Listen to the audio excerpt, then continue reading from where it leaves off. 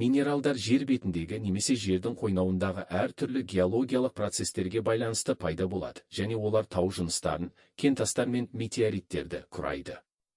Минералдар негізінен қатты болып келеді. Олар кристалды, пирит, галенит, аморфты, опал, пиманит және металликті, сырты кристалл тәрізді, ішкі құрылысы аморфты, шыныға ұқсас болып жіктеледі. Табиғатта зерттелген минералдар түрлері 2,5 мыңға жуық. Жыл сайын 30-ға жуық жаңа минералдар түрі анықталады. Әр минерал өзіне тән құрылымы бар табиғи қосынды. Минералдардың көпшілігінің құрылымы кристалдардан құралған. Әр түрлі қоспалар минералдардың қасиеттерін өзгертеді. Өте қатты минералдар алмас, корунд, гранит заттарды тесуге, кесуге, өңдеуге пайдаланылады. Ал қатты, әдемі түстілерінен зергерлік бұйымдар жасалады. Қазақстанда табылған минералдардың таңдаулы жинағы Қазақстанның геологиялық мұражайына қойылған. Галенит, қорғасын жылтыры сульфид класындағы минерал. Химиялы формуласы плюмбум С. Түсі қорғасындай сұр, металдай жылтыр қаттылығы 2-3, меншікті салмамғы 7,4-7,6 грамм сантиметр кубы, морт сынғыш, электр тогын өткізеді, түрлі фотоэлектрлік әсер береді, диамагниттік, детекторлық қасиеттері бар, гидротермальдық және кейбір шөгінді кен орындарында кездеседі. Галенит қорғасының негізгі кентасы. Қазақстанда галенит кенді Алтай мен Сарыарқадағы қорғасын кен орындарында кездеседі.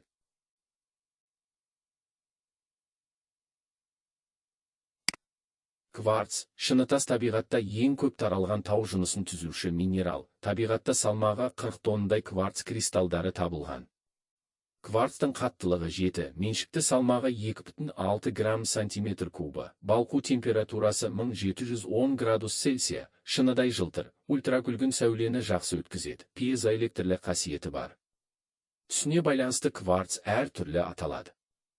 Оның таза, мөлдір, ашық түсті ақаусыз кристаллы асыл тас қатарына жатады.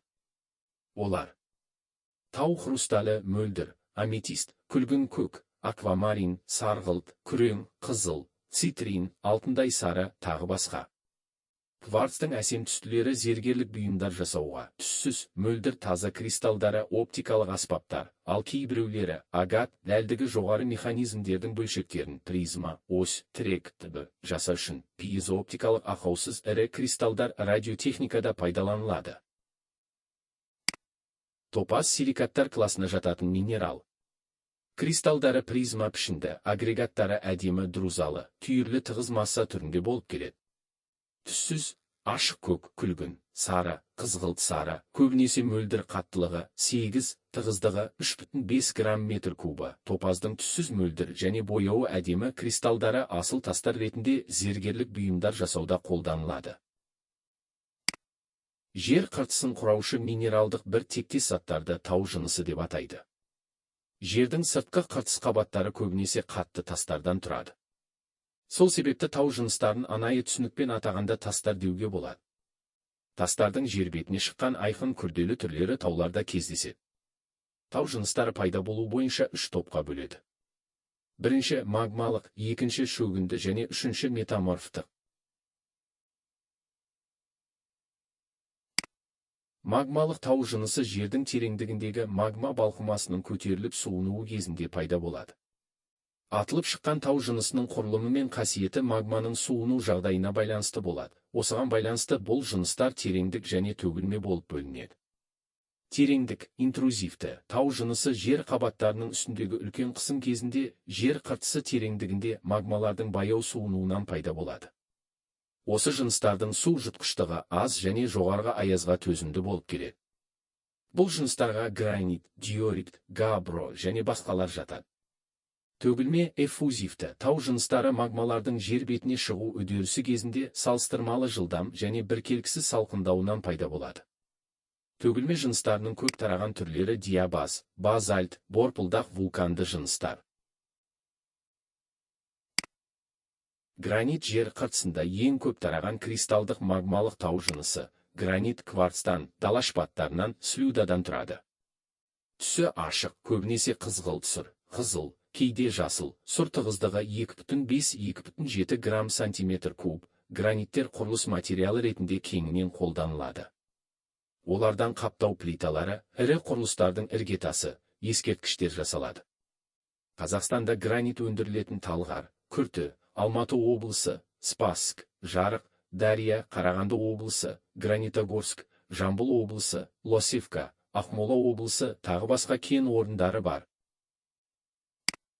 Обсидиан, вулкандық шыны түсі әртүрлі, сұр, сұрғылт, қара қоңыр және қара түсті болып келетін. Вулканикалық шыны құрамына кіретін минералдар, кварц және дала шпаты, обсидиан хирургиялық скальпель ретінде және қара шыны өндіру үшін қолданылады. Ол адамзат тарихында үлкен рөл атқарды. Олардан құрал-саймандар, қару-жарақтар жасаған. Шөгінді тау жыныстары температураның, күн радиациясы, судың әрекеті, атмосфера газдарының және басқа әрекет салдарынан бастапқы тау жынысынан пайда болады. Осыған байланысты шөгінді тау жыныстары сынған, борпылдақ, химиялық және органогендік болып бөлінеді. Сынған, борпылдақ, тау жынысына малтатас, қиыршықтас, құм, балшықтар жатады. Химиялық шөгінді жыныстар: доломит, гипс. Органогенді тау жыныстары: әктасты ұлутас, диатомит, бор. 19 ғасырдың аяғы мен 20 ғасырдың басында темір жол станциялары, банктер және сол дәуірдегі басқа құрылымдар әдетте әктастан жасалған. Әктастар шөгінді тау жыныстары негізінен кальциттен кальций, СО3 тұрады. Барлық шөгінді тау жыныстарының 20-ін құрайды. Әктастар жоғары температураның әсерінен қайтадан кристалданып, мәрмәрге айналады. Олар көбінесе теңіз түбінде түзіледі. Металлургияда, құрылыста, химия өнеркәсібінде пайдаланылады. Әктастың Қазақстанда көптеген кен орындары: Саяқ, Ақтас, Керегетас, Ақжар. Гипс ақ, мөлдір, кейде қоспаларына байланысты түрлі түсті. Шыныша жылтыр, қаттылығы 1,5, меншікті салмағы 2,3 грамм сантиметр куб, балқу температурасы 32-41 градус Цельсия. Гипс құрылыста, хирургияда, металлургияда, қағаз, бояу, цемент өнеркәсібінде, оптикада және ауыл шаруашылығында тыңайтқыш қолданылады. Гипстің ірі кен орындары оңтүстік Қазақстан, шығыс Қазақстан, Жамбыл және Алматы, Үлкен Бұғыты, Кіші Бұғыты облыстарында бар. Метаморфтық тау жыныстары жер қыртысының көтерілу және шөгу үдерісіндегі жоғарғы температура мен қысым әрекеті салдарынан тау жыныстарының атқылауы мен шөгуінен пайда болады. Бұларға балшықты сланец, мәрмәр, кварцит жатады. Мәрмәр, грекше. Жылтыр тас, метаморфтық тау жынысы. Негізінен кальцит пен доломиттен құралады. Мәрмәрдің түсі ақ, сұр, қара сұр, жасыл, сары болып келеді. Мәрмәр қолданбалы сәндік өнерінде, табиғи құрылыс материалы ретінде жасауда кеңінен қолданылады. Мәрмәр кен орындары Қазақстанда Кіші Қаратауда, Алтайда, Көкшетау массивінде, Алатау бойында, солтүстік Балқашта кездеседі. Сланец, біз әдетте балшық деп атайтын лай мен саз тәрізді минералды бөлшектердің тығыздалуы нәтижесінде пайда болатын ұсақ түйіршікті шөгінді жыныс. Бұл композиция тақтатастарды балшық тастар деп аталатын шөгінді жыныстар санатына жатқызады. Сланет басқа балшық тастардан ерекшеленеді, өйткені ол бөлінетін және қабатталған. Көбінесе ол шатырды жабу және басқа да мақсаттар үшін қолданылады. Бұл табиғи материал химия өнеркәсібінде, сондай-ақ электр жабдықтарын жасау үшін қолданылады.